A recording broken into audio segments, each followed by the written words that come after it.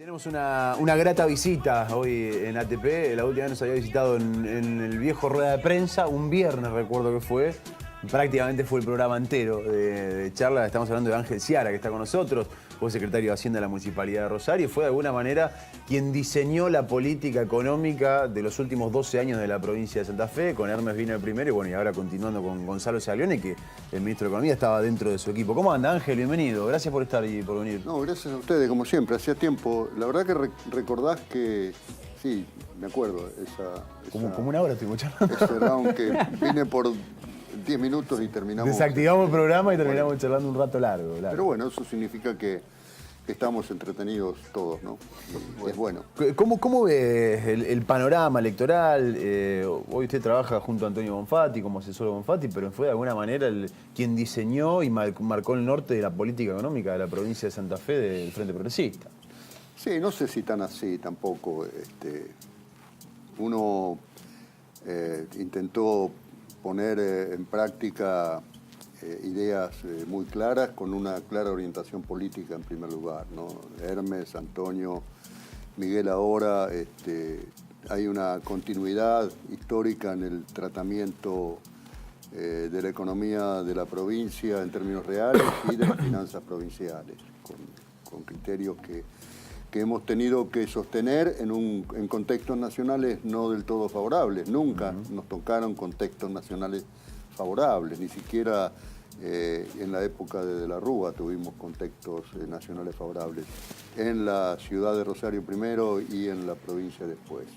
Y esto como que obliga a estar siempre muy atento, muy cauteloso, muy responsable y muy creativo para poder superar estas circunstancias exógenas, como le llamo, que no son favorables en general, ¿no? Y ahora estamos, bueno, afortunadamente la situación provincial es una situación que se aísla del contexto nacional. Es una provincia muy especial, Santa Fe, tanto en términos económicos como en términos políticos. Comentábamos recién con los compañeros que es una provincia no feudalizada, es una provincia donde hemos creado ciudadanía, es una provincia tremendamente democrática. Por esa razón no tenemos estas diferencias sustanciales como en otras provincias en las elecciones. Claro que a cualquier candidato le gustaría ganar por el 55% de los votos. En Santa Fe eso no ocurre porque creo que afortunadamente nuestros ciudadanos tienen esa capacidad de elección que ha sido generada en la provincia durante mucho tiempo. Razón por la cual hoy estamos en una situación, creo que pareja, de dos candidatos que se destacan en términos de la gobernación, Antonio y Omar Perotti, y con un optimismo, trabajando duramente en expresar a la ciudadanía cuáles son las propuestas que nuestro candidato tendría para su próxima gestión, tanto en lo económico como en lo institucional, en lo político. ¿Qué se gana y qué se pierde si se vota a Bonfatti y se vota a Perotti? Creo que lo ha dicho incluso el propio Perotti días atrás. Va a mantener algunas cosas y cambiar otras. Significa que no todo lo que se ha hecho evidentemente ha sido en vano o hay que tirarlo por la borda. Yo creo que el gran peligro es la discontinuidad de lo que para nosotros han sido políticas de Estado durante 12 años, sobre todo en aspectos educativos, sociales e infraestructurales. Y también en el aspecto productivo, pese a que se suele decir que el socialismo no tiene convicción productivista, lo cual me parece una falacia absoluta, porque hemos mantenido el Ministerio de la Producción, hemos aumentado los presupuestos, hemos incrementado un conjunto enorme de actividades. Tan es así que la provincia sigue siendo, en términos nacionales, una provincia no solamente que se destaca en términos económicos, sino que en el crecimiento supera a la nación y en el decrecimiento decrece menos que la nación. Y eso estamos hablando de la economía real, la economía medida en términos de valor agregado y en términos de empleo. Decir que no tenemos convicción productivista significaría en términos concretos que no expresáramos ese comportamiento en términos evolutivos. Pero evidentemente sí es cierto que nosotros hoy estamos mucho más interesados en un replanteo de los aspectos productivos de la provincia, también como política de Estado. Sabemos que cualquier emprendimiento de transformación estructural requiere tiempo y en consecuencia los planteos hay que iniciarlos y después esperar que se transformen en política de Estado y que los próximos gobiernos lo sigan continuando. Y esa es la postura hoy del candidato Antonio Bonfatti, tratando de expresarle a la ciudadanía que queremos tener una provincia no solamente que se destaca, sino una provincia diferente. Hay gasto improductivo, porque le pregunto esto porque en una de las spots de campaña Corral dice vamos a pagar lo que corresponde, por ejemplo con el servicio de la EPE, y terminar con lo improductivo del servicio. Vuelvo otra vez sobre la idea del costo laboral y todo lo demás. Sí, bueno. Cuando alguien dice algo así, ¿qué siente usted? No, siento que es una demagogia barata, digamos, ¿no? Cualquiera que está en gestión sabe que es casi de perogrullo que hay gastos improductivos. Y uno lo que está siempre interesado es en cada vez mejorar más, no solamente la eficacia, sino la eficiencia. Pero también los que están en gestión saben lo difícil que es remontar ciertas conductas, comportamientos históricamente enraizados en el quehacer de la función pública. Lo de la EPE, yo creo que también son declaraciones muy demagógicas y un relato que tiene que ver con el proceso electoral. Cuando uno penetra en una empresa del tamaño de la EPE, de la complejidad de la EPE, en una de las más grandes empresas distribuidoras del país, que compra energía y que tiene que distribuirla en 130.000 kilómetros cuadrados. Entonces no se pueden hacer alegremente declaraciones de que vamos a bajar esto, vamos a bajar lo otro, de que me parece que es una imprudencia y es una irresponsabilidad. Sobre todo cuando se la compara incluso con el costo de la energía en otros lugares que tienen situaciones estructurales distintas a la provincia de Santa Fe. Uno no puede comparar con Ciudad de Buenos Aires. Con Ciudad de Buenos Aires, ¿no es cierto? O sea, donde evidentemente una cosa es distribuir energía en 300 kilómetros cuadrados y otra cosa es distribuir energía en 130.000 kilómetros cuadrados. Entonces, digamos, yo no trataría de responder a esas declaraciones electoralistas y demagógicas. Me parece que son imprudentes. Tengo un ejemplo que trajo aquí un candidato a senador, se llama Marcos Castelló. Ajá. Es además cantante del grupo Sí, Caniche. sí.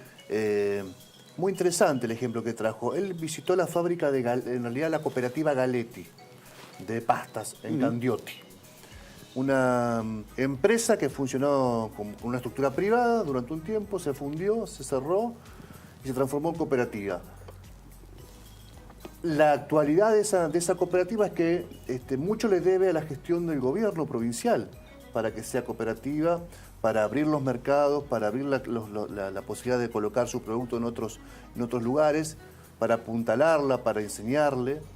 Y es por eso que está, digamos, hoy produciendo muy bien. Sin embargo, recibió una factura de luz por 300.000 pesos.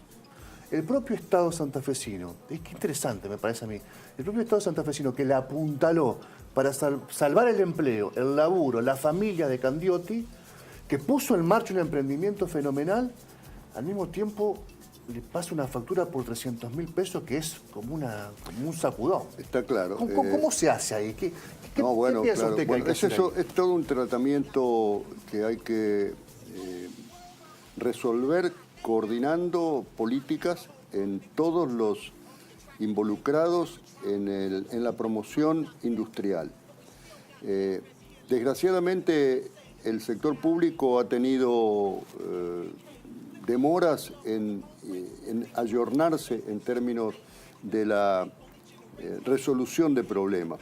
Razón por la cual hoy los planteos que estamos haciendo apuntan precisamente a resolver ese tipo de grandes contradicciones. ¿De qué manera se resuelven?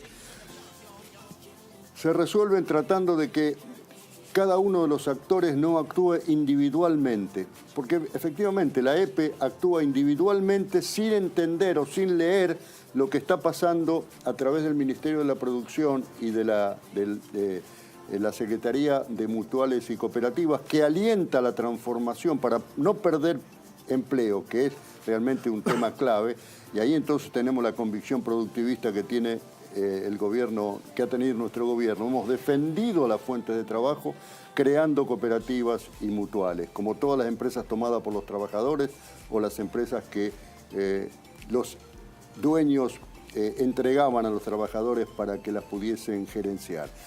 Pero por otro lado aparece esta empresa que no lee lo que está pasando con el Ministerio de la Producción, hay incomunicación, y entonces el planteo que estamos haciendo hoy es un trabajo de gestión gubernamental distinto, lo cual significa un cambio muy importante, no solo en la agilidad del Estado, en la fluidez del Estado, sino en la manera como se tienen que resolver los problemas. Y la manera como nosotros entendemos que se tienen que resolver los problemas de aquí en adelante es que todos confluyan sobre el problema y no que el problema lo atiendan cada uno individualmente, porque esta falta de coordinación crea tremendas contradicciones como la que tú acabas de mencionar. Lo escucho y pienso, ¿el gobierno no gobierna la EPE, no tiene gobierno de la EPE entonces? No, sí, claro. A ver, la EPE es una empresa del Estado. Sí, señor. Que responde a determinadas orientaciones de gestión, pero a veces la comunicación no es del todo fluida como debiera ser para evitar las contradicciones. Evitarla en términos de anteponerse a que ocurran. Claro. Seguramente claro, una no vez que ocurrió, uno recoge rápidamente y puede recomponer esta situación. Pero está pasando lo mismo que con los clubes o con las piletas temperadas que no pueden pagar. Bueno, son temas que hay que revisarlo y hay que revisar en verdad todo el tarifario de la EPE. Ángel. De la misma manera que hay que revisar todo el tarifario de aguas y establecer entonces en este tarifario las situaciones sociales, las situaciones productivas, las situaciones que merecen un tratamiento diferencial.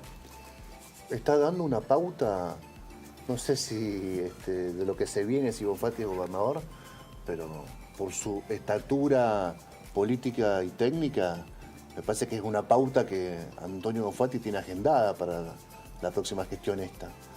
No es solamente una opinión suya, me parece. Bueno, en general las opiniones técnicas siempre están enmarcadas en un contexto político. Yo a veces he sido políticamente incorrecto, otras veces no. Hoy soy políticamente correcto. Hoy estoy diciendo efectivamente lo que el doctor Bonfatti se propone hacer en los próximos 4 años de gobierno del Frente Progresista en Santa Fe. ¿Qué se tiene para decir cuando hoy está en la discusión de los dos candidatos que polarizan? Uno, la paz y el orden, y otro, se defiende de la inseguridad, pero también ataca con el tema de la privatización del banco. O sea, esos dos axiomas, ¿no? Por un lado, un candidato que trata de irrumpir con un flagelo que es la inseguridad y toma, en cierta forma, digamos, un mensaje muy brasilero, digamos, de la paz y el orden. Y por otro lado, el otro candidato, que es Antonio Bonfatti, que ya fue gobernador, dice la inseguridad no tienen fórmulas mágicas aquellos que la proponen. Y nosotros, para decir para contrarrestar lo que dice el otro candidato, fue el privatizador del Banco de Santa Fe. A ver, ese análisis. A ver, cuando siento paz y orden, me vienen a la cabeza montones de figuras, en general no demasiado satisfactorias, ¿no? Me viene obviamente la bandera de Brasil, orden y progreso, volviendo a la situación kantiana del siglo XIX. La verdad, digo, si vamos por ese lado, me parece que es un retroceso enorme. Cuando hablamos de paz, también me aparece la figura de la paz de los cementerios. Digo, a ver, cuidado con de qué estamos hablando, ¿no? O sea, porque también se puede conseguir la paz de muchas maneras. Pero en el caso particular, a ver, es un tema que no tengo la suficiente habilidad y conocimiento, pero creo que el problema de la seguridad está condicionado por montones de circunstancias y el tratamiento requiere una confluencia de muchos factores. Este no es un problema policial, esto es un problema que tiene que ver con situaciones de convivencia mucho más multivariables que otras. Se requiere una justicia que también apunte en el mismo sentido. Yo creo que se ha hecho mucho en materia de seguridad en la provincia, falta mucho por hacer seguramente. ¿Y lo del banco? Y lo del banco, bueno, lo del banco fue una situación que a la provincia la privó de, como dijimos en su momento, 130 años de historia. El informe Nogueras es muy claro. Lo que pasa es que el informe Noguera apareció un librito y el resto de la documentación se guardó durante muchos años, pero ahí estaba claro en el informe Nogueras que había sido una especie de situación creada ex profeso en términos del vaciamiento del banco.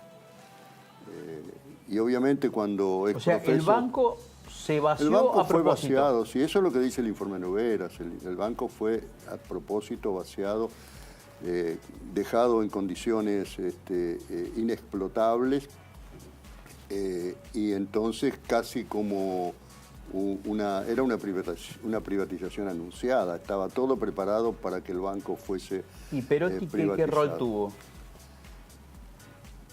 Perotti ahí en su momento era director del banco y al mismo tiempo formaba parte de la comisión de seguimiento de la privatización. Porque se había creado una comisión de seguimiento de la privatización a propósito y bueno, y los ¿No era ministro de la producción también? Primero, claro. Creo que no, creo que no. Cuando empieza el proceso creo que era puede ser, ministro de pero él producción tuvo varios cargos y estuvo en el banco, después estuvo en la comisión, estuvo en varios lugares del ejecutivo de entonces que llevó adelante la privatización del banco. Con para mí el agravante, y yo lo escribí en el prólogo de un folletito que hicimos un día, un poco para desentrañar desde el punto de vista económico y financiero el significado del banco, ¿no? Se vendió por el patrimonio neto. Se vendió por el patrimonio neto. Es decir, 58 fíjense millones de qué pesos. paradoja, 57 millones de pesos, dólares, 60 fue en su lugar. Fíjense qué paradoja, decía yo en ese prólogo, que se considera, el patrimonio neto considera como pasivo lo que es la materia prima del funcionamiento del banco, que son los depósitos. Claro. Entonces, efectivamente, desde el punto de vista contable es un pasivo, pero desde el punto de vista de la empresa, no es un pasivo, es como que yo tome como pasivo la materia prima con la cual voy a hacer la tela o las sábanas para los hospitales, ¿no es cierto? Este tipo de empresas se tienen que vender por la actualización de la renta futura esperada. Entonces, evidentemente, si se hubiera querido vender como correspondía, no en estos términos, se hubiera vendido por mucho más. Pero a esto había que agregarle quienes la compran. Quienes la compran tenían que ver con Krieger Bacena, con David Mulford, los famosos hermanos Rom, con Martínez de Oz, que estaba en el directorio. Es decir, creo que hubo muchos errores allí que hoy lo estamos, yo no sé si lo estamos sufriendo, porque hemos tenido la suficiente capacidad creativa para inventar otras herramientas, otros instrumentos que pudieran favorecer, no de la misma magnitud y con la misma claridad al sector productivo, pero no hay ninguna duda que un sector productivo sin un sistema financiero que lo apoye, que lo sostenga, que lo promueva, evidentemente flaquea de una de las patas. ¿no? Y esto creo que es importante también, que un elemento que tenemos que recuperar de aquí en más. Es tener un sistema financiero que apuntale al sector productivo.